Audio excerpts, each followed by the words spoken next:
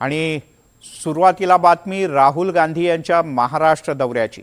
पुण्यामध्ये राहुल गांधी हे थोड्या वेळापूर्वी पोहोचलेत। त्यांनी विमानतळावरून थेट हॉटेलमध्ये जाऊन काँग्रेसच्या नेत्यांशी संपर्क साधला। तर आता थोड्याच वेळात राहुल गांधी हे पुण्यात आयोजित करण्यात आलेल्या छात्रों की गूंज या कार्यक्रमात बोलणार आहेत।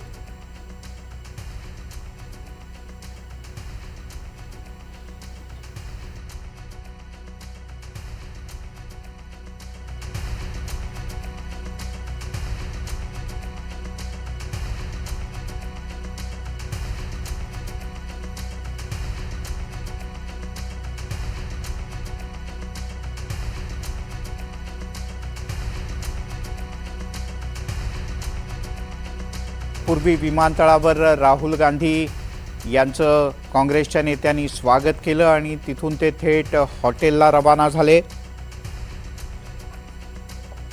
हॉटेलमध्ये राहुल गांधी यांनी महाराष्ट्रातल्या काँग्रेसच्या प्रमुख नेत्यांशी संवाद साधला आणि पुढच्या साधारण 10 ते 15 मिनिटात राहुल गांधी हे छात्रों की गूंज या कार्यक्रमात संबोधित करतील।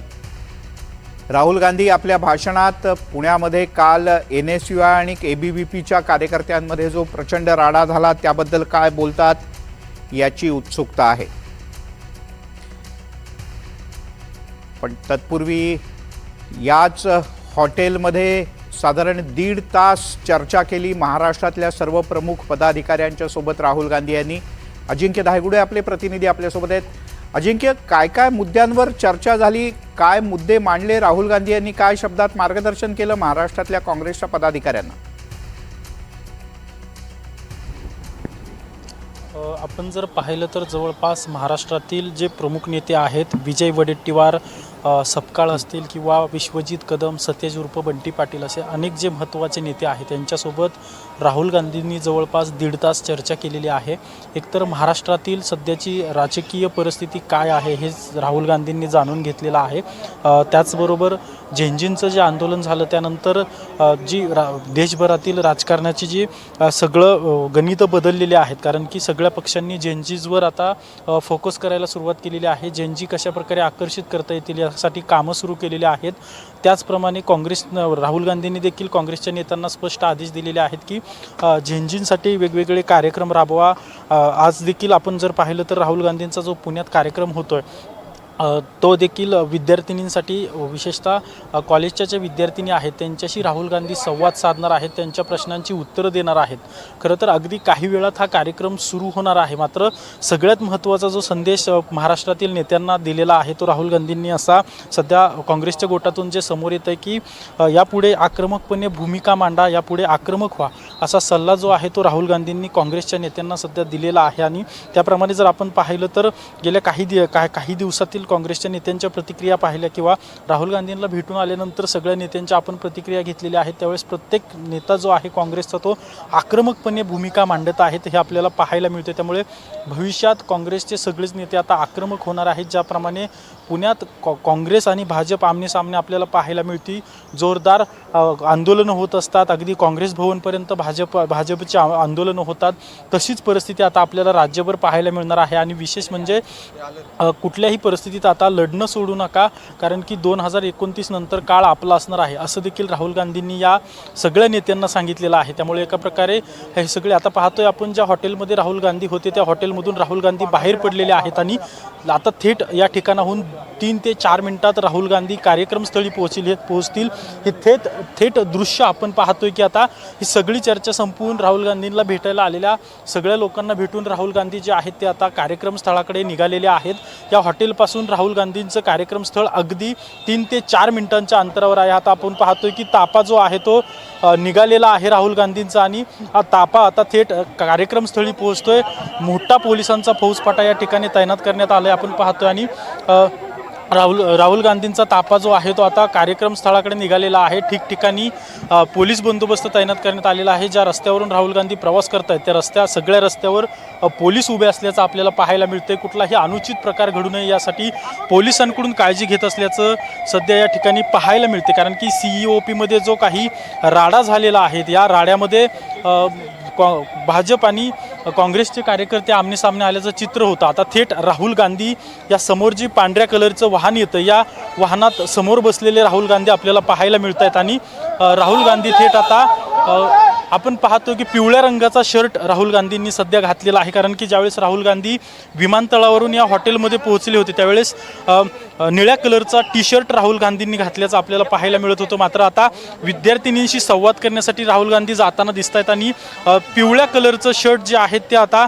त्यांनी घातल्याचं आपल्याला पाहायला मिळते. आणि आता राहुल गांधी विद्यार्थिनींशी नेमकी काय संवाद साधतायत, CUOPमध्ये जो सगळा राडा झाला होता त्याच्यावर राहुल गांधी काय बोलत आहेत आणि जे NSUIचे जे कार्यकर्ते जखमी आहेत, रुग्णालयात उपचार घेत आहेत, त्यांच्याबद्दल राहुल गांधी काही बोलतायत का, हे देखील पाहणं महत्त्वाचं असणार आहे. आणि जो कार्यक्रम आहे तो आता 7:10 थेट राहुल गांधी विद्यार्थिनींशी संवाद साधायला प्रयत्न करतील. जवळपास 1 तास हा सगळा कार्यक्रम असणार आहे. त्यामुळे सगळ्यांचंच लक्ष आता पुण्यात राहुल गांधी काय बोलतायत याकडे असणार आहेत. आणि पुढच्या 3 ते 4 मिनिटात आता राहुल गांधी ज्या ठिकाणी कार्यक्रम आहे त्या स्टेजवर पोहोचणार आहेत आणि राहुल गांधी काय बोलतायत. हो, पण अजिंक्य, त्याच वेळेला भाजपच्या वतीने जो कार्यक्रम आयोजित करण्यात आलेला आहे संपूर्ण वंदे मातरमचा, त्याची पण तयारी जवळपास पूर्ण झालेली आहे. केंद्रीय मंत्री मुरलीधर मोहोळ त्या ठिकाणी आपल्याला या दृश्यांमध्ये दिसत आहेत. यांच्यासोबत भाजपचे पुण्यातले सर्व प्रमुख नेते, कार्यकर्ते, पदाधिकारी हेही दिसत आहेत. एक प्रकारे पुणे आता राजकीय आणि वैचारिक घुसळणीचं केंद्र आहे. तर खरं तर पुणे हा राजकीय आखाडा झाला आहे असं म्हणावं लागेल. कारण की ज्यावेळी राहुल गांधींचा कार्यक्रम सुरू होईल, छात्रों की गूंज, त्यावेळीच जे वंदे मातरमवरून काँग्रेस आणि भाजपमध्ये सध्या जे आरोप प्रत्यारोप सुरू आहेत त्या निमित्ताने केंद्रीय मंत्री मुरलीधर मोहोळ यांच्या नेतृत्वात सावित्रीबाई फुले विद्यापीठामध्ये वंदे मातरमचा कार्यक्रम आयोजित करण्यात आलेला आहे. आम्ही संपूर्ण वंदे मातरम म्हणणार आहोत असं देखील भाजपच्या कार्यकर्त्यांकडून सांगितलं जाते. खरं तर विद्यापीठातली आपण दृश्य बघितली तर त्या ठिकाणी देखील भारतीय जनता पार्टीचे कार्यकर्ते, पदाधिकारी मोठ्या संख्येने जमा झालेले आहेत. तर राहुल गांधींचा ज्या ठिकाणी कार्यक्रम आहे त्या ठिकाणी देखील विद्यार्थिनी राज्यभरातून आल्याचं आपल्याला पाहायला मिळते. अगदी पश्चिम महाराष्ट्र असेल किंवा मुंबई असेल, कोकण विभाग असेल, या भागातून मोठ्या संख्येने विद्यार्थिनी या कार्यक्रमाला आलेले आहेत. आणि या विद्यार्थिनींना थेट राहुल गांधींशी संवाद साधता येणार आहे. विद्यार्थिनी जो प्रश्न विचारतील त्याचं उत्तर जे आहे ते राहुल गांधी देणार आहेत. तर दुसऱ्या बाजूला कालचं सगळं प्रकरण जर CUOPमधलं बघितलं तर मोठ्या प्रमाणात दोन्हीकडचे काँग्रेसचे आणि भाजपचे कार्यकर्ते आक्रमक झाले होते. आणि राहुल गांधींचा ज्यावेळी कार्यक्रम होतोय त्याच वेळेला विद्यापीठात जो आहे तो वंदे मातरम गायनाचा कार्यक्रम आहे. त्यामुळे पुणे हा यापुढे राजकीय आखाडा बनतोय की काय असं देखील म्हटलं जाते. कारण की पुण्यातील सगळेच काँग्रेसचे नेते असतील किंवा भाजपचे नेते असतील, दोन्ही बाजूचे नेते आता आक्रमक होताना पाहायला मिळतात. त्यामुळे पुढचा जो संघर्ष आहे तो अटळ दिसतोय आपल्याला. भाजप आणि काँग्रेसमध्ये पुढे मोठ्या प्रमाणात संघर्ष आपल्याला पाहायला मिळणार आहे. बरोबर आहे. या सगळ्या दरम्यान राहुल गांधी आणि नेत्यांमध्ये जो संवाद झाला, तू जसं सांगितलं की अधिक आक्रमक होऊन आता यापुढच्या काळात काम करा असा सल्ला राहुल गांधी यांनी दिला. दरम्यान राहुल गांधी कार्यक्रमाच्या ठिकाणी पोहोचल्याची दृश्य आपण दाखवतो आहोत. ही दोन्ही दृश्य लाईव्ह दृश्य आहेत. थेट पुण्यात उतरले त्यावेळेला निळ्या टी शर्टमध्ये असलेले राहुल गांधी आता मात्र पिवळ्या टी शर्टमध्ये ठळकपणे आपल्याला दिसत आहेत आणि ते कार्यक्रमाच्या ठिकाणी पोहोचलेले आहेत. इथे राज्यभरातून प्रामुख्यानं विद्यार्थिनी या कार्यक्रमात आहेत, पण विद्यार्थी पण काही प्रमाणात या कार्यक्रमात आहेत का? अजिंक्य, तू म्हणालास तसं महाराष्ट्राच्या कोणकोणत्या भागातून विद्यार्थिनी आलेत का? प्रामुख्याने फक्त विद्यार्थिनी या कार्यक्रमात आहेत. आता आपण पाहतो आहोत छत्रपतींनी स्वागत केलं, राहुल गांधी यांना पुष्पगुच्छ दिला या कार्यक्रमाच्या ठिकाणी.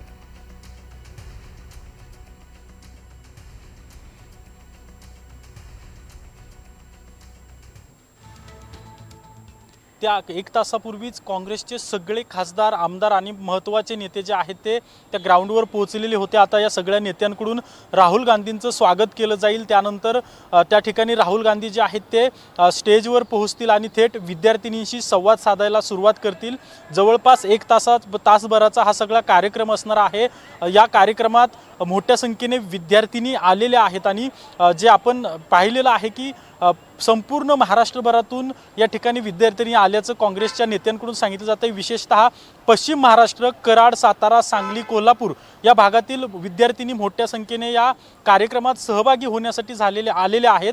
खरं तर क्यू आर कोडच्या माध्यमातून हे सगळ्या कार्यक्रमाचं रजिस्ट्रेशन सुरू होतं आणि काँग्रेसच्या नेत्यांकडून सांगितण्यात आलेलं आहे की जवळपास 30,000 विद्यार्थिनींनी या कार्यक्रमासाठी रजिस्ट्रेशन केलेलं आहे। त्यामुळे आता नेमका आकडा जो आहे तो या कार्यक्रमात आपल्याला दिसतोय की मोठी गर्दी या कार्यक्रमाला झालेली आहे आणि आता सगळ्या काँग्रेसच्या वरिष्ठ नेत्यांना मार्गदर्शन केल्यानंतर आता थेट राहुल गांधी जे आहेत ते मुख्य कार्यक्रम जो आहे त्यांचा आज त्या कार्यक्रमाच्या स्टेजवर पोहोचत आहेत आणि अगदी काही वेळात आता विद्यार्थिनींशी राहुल गांधी संवाद साधायला सुरुवात करतील।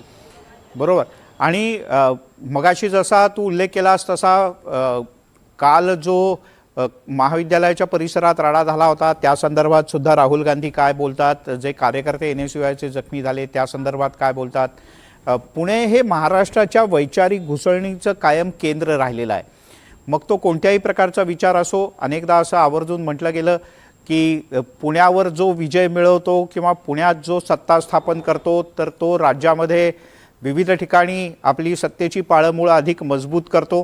गेल्या काही दिवसात आपल्याला पुण्यामध्ये हे जे चित्र पाहायला मिळालं तेच राज्यातही पाहायला मिळालं आणि आता यामुळेच कदाचित राहुल गांधी यांचा अधिक भर, काँग्रेसचा अधिक भर हा पुण्यावर दिसतोय।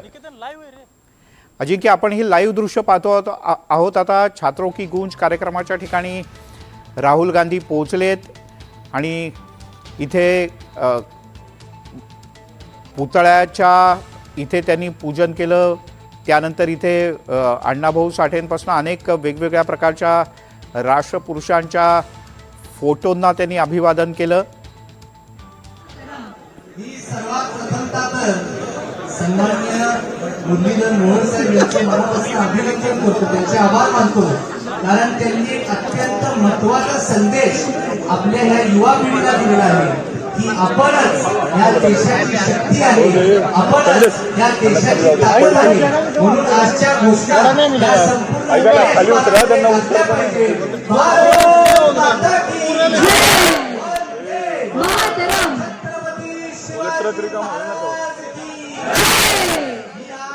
सर्व युवा आयोजकांचं मनापासून अभिनंदन करणार आहे, कारण एका ठिकाणी वंदे मातरमचा अपमान केलेला लोकांचा कार्यक्रम चालू आहे आणि दुसऱ्या ठिकाणी आज आपण सगळेजण एकजूट होऊन वंदे मातरमचा सन्मान करण्यासाठी, वंदे मातरम हे गीत गाण्यासाठी आपण एकजूट झाला आहे। मी आपल्या सर्वांचे मनापासून आभार मानतो। आपण आता 2 मिनिटात वंदे मातरम हे गीत गायचं आहे। सर्वांनी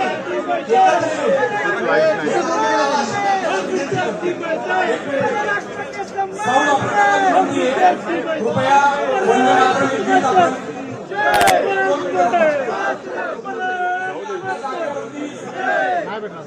आपल्या हातातले झेंडे सगळ्यांनी वरती करा। कृपया सगळ्यांना विनंती आहे, सगळ्यांनी आपल्या हातातले झेंडे वरती करा।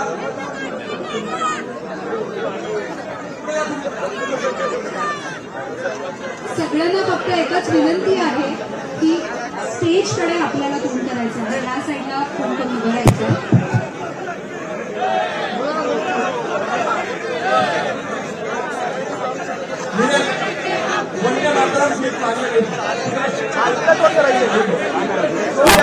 सर्वांना माझी विनंती आहे की स्टेजच्या इथे आपण तोंड करून काही क्षणातच आपले राष्ट्रगीत